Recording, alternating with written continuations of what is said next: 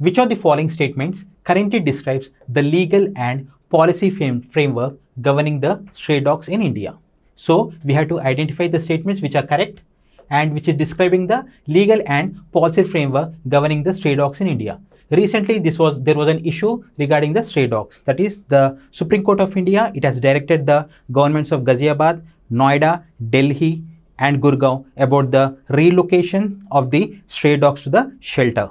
And the Supreme Court has underscored that as the current situation is very grim, there is a requirement of these stray dogs that has to be relocated to the shelters, right?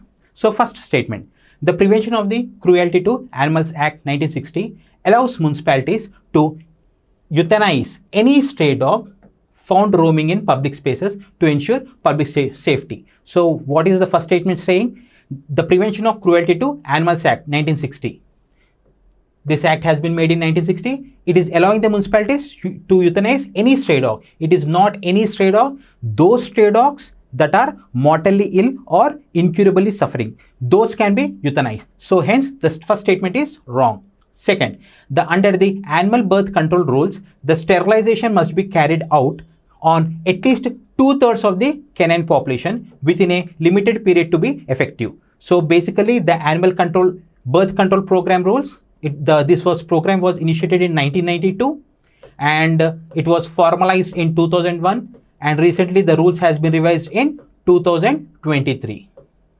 So according to these rules, the sterilization must be carried out on at least 2/3 of the canine population. This statement is true.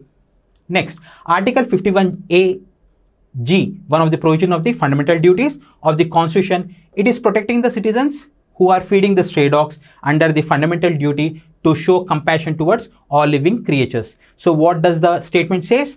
We have Article 51A, which deals with the fundamental duties of the Constitution. In that, one of the provision is showing compassion towards the living creatures. So since as this is a fundamental duty, this provision is interpreted as such, where the one who is feeding the stray dogs, they are protected from harassment. Hence, this statement is also true.